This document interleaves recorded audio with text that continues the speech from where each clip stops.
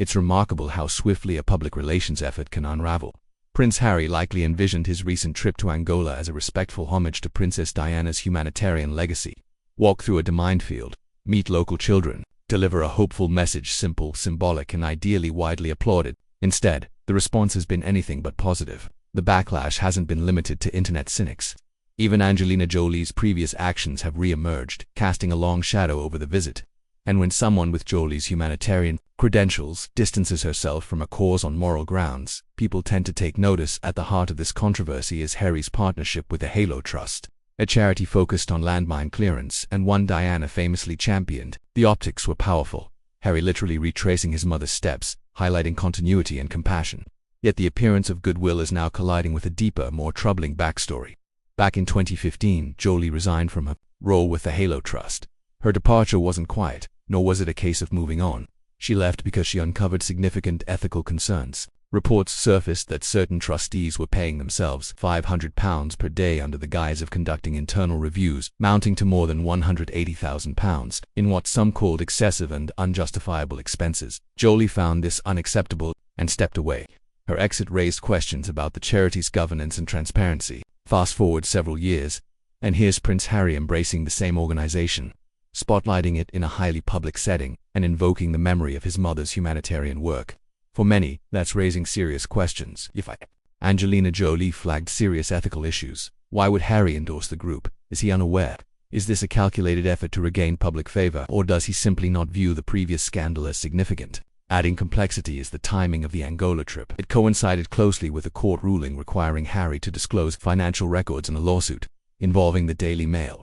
While his legal team addressed questions about financial transactions and witness payments, Harry was overseas making speeches and embracing humanitarian imagery. That overlap hasn't gone unnoticed. Critics are asking whether the Angola visit was strategically planned to shift the media narrative from legal scrutiny to royal philanthropy. If that was the goal, it appears to have had the opposite effect. Rather than reinforcing his image, it's revived uncomfortable conversations about the integrity of the organizations he supports. This isn't an isolated issue. Questions have followed some of Harry's previous charitable endeavors as well, often involving vague financial structures or suspect affiliations. The pattern is concerning to observers who believe he should exercise more due diligence, especially given his high profile and the public trust associated with royal causes. The Halo Trust visits seem designed to be low-risk, honor Diana, highlight a humanitarian cause, and generate some positive headlines. But instead, it's dredging up past controversies and inviting comparisons to more principled figures like Jolie. Her decision to walk away years ago now serves as a bent, not a flattering one for Harry. It underscores a contrast in judgment and ethical boundaries. She saw the issues and left. He, knowingly or not, returned to the same setting, hoping for admiration but instead receiving scrutiny. There's a growing sentiment that Harry's ongoing attempts to mirror Diana's legacy are falling flat. He may be physically walking the same paths, but the world has changed and the public is far less willing to accept symbolic gestures at face value. Princess Diana didn't have to contend with the kind of skepticism that surrounds Harry today. Her motives were rarely questioned. In contrast, Harry operates in an environment where trust is fragile and constantly tested. And when that trust is compromised by affiliations with controversial organizations, the damage isn't easily undone. Many wonder why someone with Harry's resources and media team wouldn't have reviewed the charity's recent history before making such a public appearance. Jolie's resignation wasn't hidden. It was widely reported and stemmed from clear ethical objections. Trustees receiving £500 a day while claiming to be on a humanitarian mission. That's not just a financial oversight, it's a red flag. If someone like Jolie, a recognized advocate with decades of experience, found those conditions unacceptable, why didn't Harry? More importantly, why did he choose to stand beside the same organization in such a public way? For some, this raises serious doubts about his decision-making. Others suspect he's banking on surface-level optics, a dusty field, a poignant speech, and a charity badge to win public support, assuming few will dig beneath the surface. But that's not how media and public scrutiny work anymore. People are more informed, more investigative, and much less forgiving of ethical inconsistencies. And when financial controversies hover over both the charity in question and Harry's legal affairs back home, the optics become even murkier. The Halo Trust insists those trustee payments were part of routine internal evaluations, but that's unlikely to soothe public concerns about judgment, transparency, and trust in Harry's humanitarian efforts. Strip away the visual symbolism, and what remains is hard to ignore. Two trustees sharing over £180,000 under the pretense of internal review payments. That doesn't look like accountability, it resembles compensation. Worse still, the review was conducted by those directly tied to the spending, a textbook case of conflict of interest. When individuals evaluate their own conduct, the outcome is often predictable. Unsurprisingly, they deemed their actions appropriate, but the facts are stubborn. Angelina Jolie walked away. Prince Harry stepped in. One made a decision grounded in ethics, the other, critics argue, pursued a carefully crafted public image. And this all unfolds against a backdrop that is far from quiet. Prince Harry is currently under scrutiny in a legal case involving payments to potential witnesses. A judge has demanded clarity on his financial dealings, yet instead of headlines focusing solely on the courtroom, attention has shifted to sun-drenched images of Harry walking through demined Angolan landscapes, invoking his mother's memory in a photo-friendly act of symbolism. The sequence of events feels too aligned to be accidental. Analysts and commentators have suggested it's a classic diversion tactic push, a positive narrative to suppress a damaging one. But this time the attempt appears to have done the opposite. Rather than overshadowing controversy, it has reignited it. Now, comparisons are inevitable. Jolie's principled resignation stands against Harry's public alignment. Transparency versus performance, integrity versus optics. The narrative becomes particularly stark when the organization at the center of the storm once held the support of someone as credible as Jolie, who chose to sever ties. And this isn't merely about two celebrities making contrasting choices. There is a wider, more pertinent discussion at play: how high-profile figures navigate philanthropy, and whether their engagement is sincere or calculated.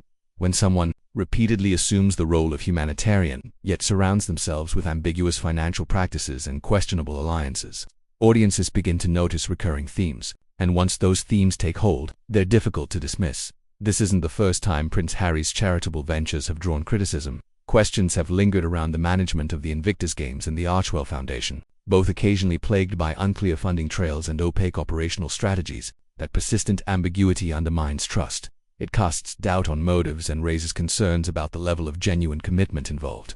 Public goodwill erodes quickly when noble causes are wrapped in layers of strategic branding. The deeper one investigates, the more precarious the foundation often appears. Compounding the skepticism is the shift in Harry's public identity. Once perceived as a rebellious but relatable figure, he now appears caught in an endless effort to recalibrate his image. He speaks passionately about emotional well-being and personal boundaries, while simultaneously entering high-profile media contracts and engaging in repeated litigation. The contradictions don't go unnoticed. They accumulate, and they chip away at credibility. So when he is seen in Angola, visibly aligning himself with a charity still haunted by unresolved ethical questions, it plays directly into the narrative many have already begun to write. At this point, it no longer seems to be about humanitarian commitment or Diana's legacy. The optics are too orchestrated, the parallels too deliberate. This feels less like advocacy and more like brand positioning, an attempt to recapture a specific public sentiment by invoking nostalgia and virtue. But it hasn't had the intended effect. Instead of shifting focus, it has prompted deeper inquiry. Why did Angelina Jolie, with her long-standing reputation for substantive humanitarian work, distance herself from this very organization? And why is Harry choosing to embrace it now? The conclusions drawn by the public are not flattering. There's a deeper emotional current beneath it all, one that links back to Princess Diana. Her activism was never about image. Her famous walk through an active minefield wasn't staged or overly produced, was spontaneous, courageous, and, above all, authentic. Her efforts came without the sheen of PR choreography. By contrast, Harry's recent actions feel filtered through layers of intent. His gestures replicate the form, but not necessarily the substance, of her advocacy. And therein lies the disconnect. Defenders may argue that Harry is simply trying to make a positive impact, that his motivations are honest. Perhaps they are, but intention alone does not shield one from criticism, especially when execution is flawed. Public figures, particularly those with immense platforms, carry a responsibility to ensure their affiliations are above reproach. Every decision is magnified. Every gesture, every partnership, speaks volumes, and here the message sent has been more confusing than inspiring. Rather than reinforcing the cause, it has prompted renewed doubts. Jolie's quiet departure, absent of self-promotion or spectacle, serves as a study in moral clarity. She identified an issue and responded decisively. No headlines, no interviews, just an action rooted in principle. That silence, in itself, was powerful. It communicated more than any photo op could. Ironically, that's the very sort of integrity Prince Harry appears to be chasing, an unshakable, consistent alignment between values and actions.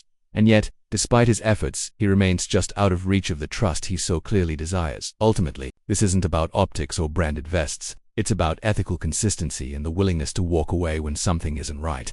One of them did. The other, for better or worse, still hasn't.